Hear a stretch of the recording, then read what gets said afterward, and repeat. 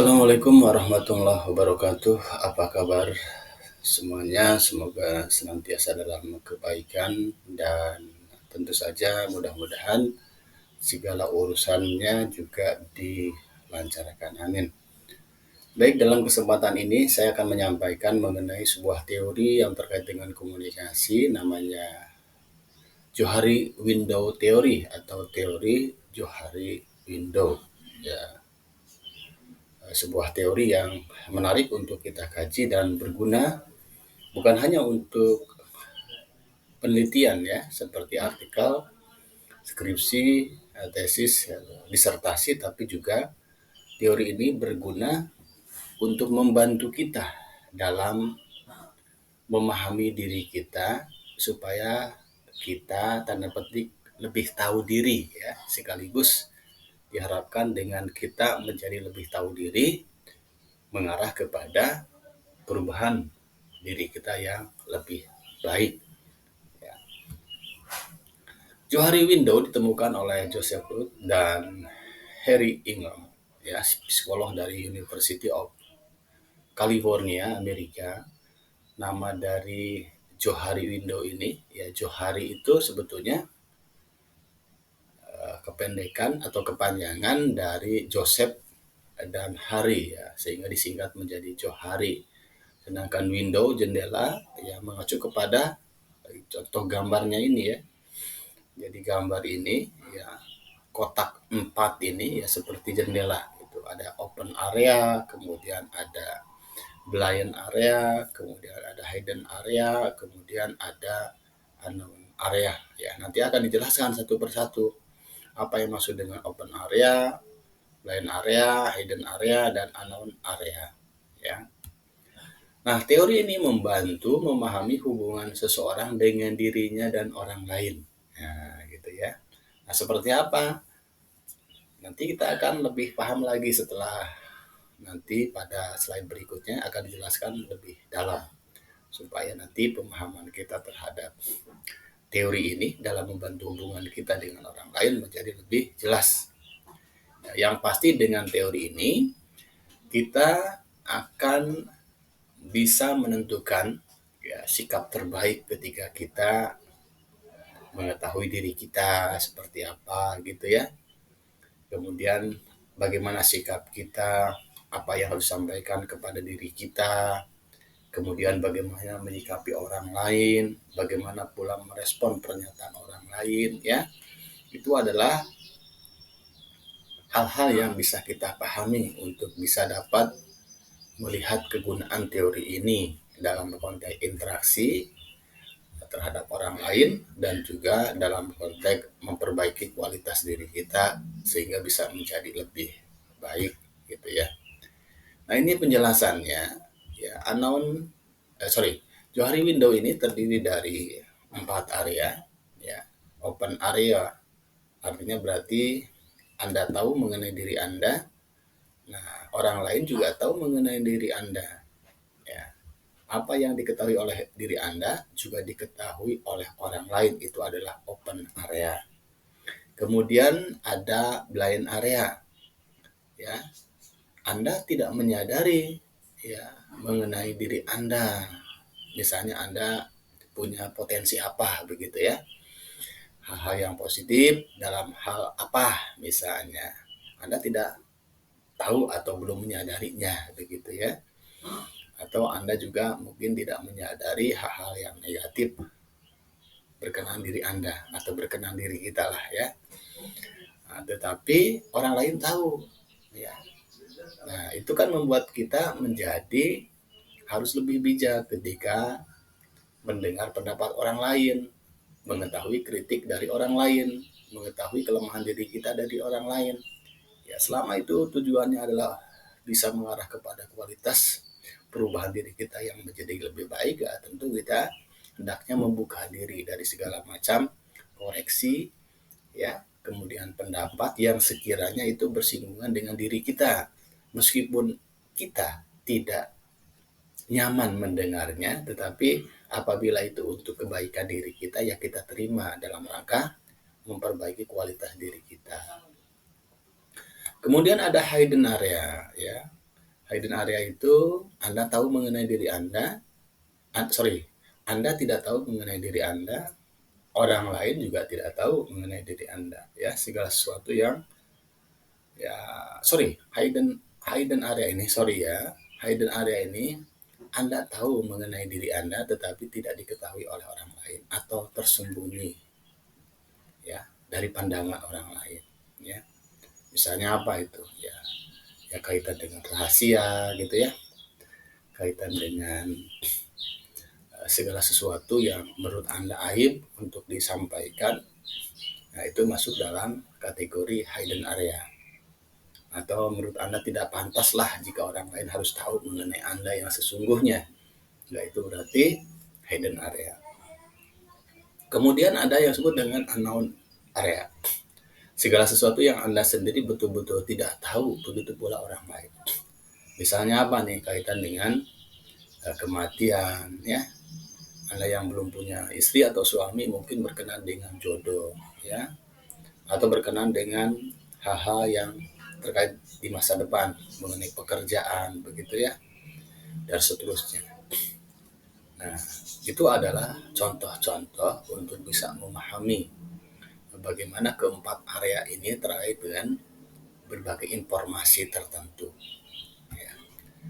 Nah, kegunaan dari Johari Window ini antara lain adalah untuk membangun kesadaran diri, ya.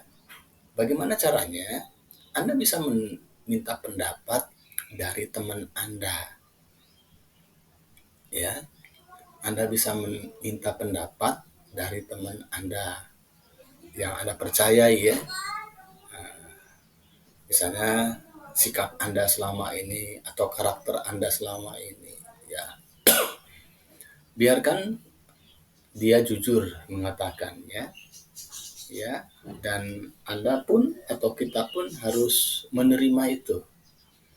Nah, tujuannya apa? Supaya kita bisa lebih tahu mengenai diri kita. Ya, biasanya apa? Berkenaan dengan kekurangan-kekurangan kita, gitu ya. Atau bisa juga potensi kelebihan kita, misalnya kemampuan tertentu atau bakat tertentu begitu ya. Sehingga dari situ kita bisa menjadikan informasi itu berguna untuk memperbaiki kualitas diri kita. Ya, dengan informasi tersebut maka open area kita ya menjadi lebih luas, lebih terbuka. Ya, karena untuk menilai diri kita secara utuh ternyata diri kita tidak bisa. Faktanya kan banyak yang begitu. Tetapi seringkali harus membutuhkan penilaian orang lain. Ya. Nah, dari situlah kemudian open area kita menjadi lebih lebar terbuka gitu ya. Dan pemahaman orang terhadap diri kita juga menjadi lebih luas. Ya, sehingga dalam konteks ini ya blind area kita menjadi lebih menyempit begitu ya. Ini sekedar contoh saja untuk memahami betapa pentingnya kita bisa menilai diri kita bukan hanya menurut diri kita tapi juga menurut pendapat orang lain, karena ada bagian-bagian tertentu yang tidak bisa kita lihat mengenai diri kita justru dilihat dengan jelas oleh orang lain. Nah, dari situlah kemudian kita bisa menjadikan itu sebagai bahan untuk memperbaiki kualitas diri kita. Nah, dalam konteks ini open area kita menjadi lebih terbuka, sedangkan blind area kita menjadi lebih menyempit, begitu ya. Nah, ini sekedar contoh ya untuk untuk memahami ya, atau untuk lebih memahami konteks kedua area ini ya. Nah, itu ya. Jadi kita hendaknya terbuka, ya, hendaknya menerima koreksi, hendaknya menerima masukan, karena semua itu adalah bisa jadi kejujuran yang disampaikan oleh orang lain yang bisa kita manfaatkan untuk memperbaiki kualitas kita sehingga menjadi lebih baik. Ya, dengan perubahan sikap perilaku yang menjadi lebih baik, maka itu akan berdampak kepada penilaian yang semakin positif mengenai diri kita ya. Kemudian kaitan dengan penggunaan teori ini, ya, kita juga bisa memperluas open area kita, ya, dengan menyampaikan segala sesuatu yang positif mengenai diri kita kepada orang-orang. Tetapi yang harus dipahami adalah jangan sampai itu dijadikan sebagai ajang untuk menyombongkan diri. Yang harus diperhatikan lagi adalah situasi dan kondisinya seperti apa. Ya. Tapi kalau misalnya kita diminta orang untuk mengerjakan sesuatu, lalu orang bertanya terkait dengan pengalaman kita, terkait dengan keterampilan kita, penguasaan kita terhadap sesuatu, maka itulah kesempatan kita untuk membuka lebih lebar open area kita. Sehingga orang menjadi tahu, oh ternyata kita memiliki keahlian ini. Oh ternyata kita punya pengalaman ini. Oh ternyata kita punya kompetensi di bidang ini, yang kemudian itu semua akan menimbulkan kepercayaan orang lain. Nah, seiring dengan itu open area-nya menjadi lebih terbuka, kemudian hidden area terhadap diri kita dalam pandangan orang lain juga menjadi lebih sempit atau lebih mengecil begitu ya. Nah, ini penting untuk kita tunjukkan, tentu saja bukan untuk tujuan memperdayai, bukan untuk tujuan menyombongkan diri, tapi tujuannya adalah untuk membangun kepercayaan orang lain dengan cara ya tadi menyampaikan segala sesuatu yang positif mengenai diri kita terkait dengan keahlian, pengalaman atau keterampilan lain yang memang sesuai dengan konteksnya saat itu. Ya, dan tujuannya sekali lagi bukan untuk menipu, bukan untuk memperdayai, bukan untuk menyombongkan diri, tapi untuk menimbulkan kepercayaan orang lain terhadap diri kita. Ya, nah itu contoh lainnya. Kemudian contoh lainnya lagi adalah kita bisa memperluas open area kita hingga ke blind area yang bisa menyempit. Kita juga bisa memperluas open area hingga ke hidden area yang lebih menyempit begitu ya. Nah, teknik ini baik sekali ketika misalnya dalam situasi tertentu ya. Saya contohkan di sini ya, saya bacakan saja.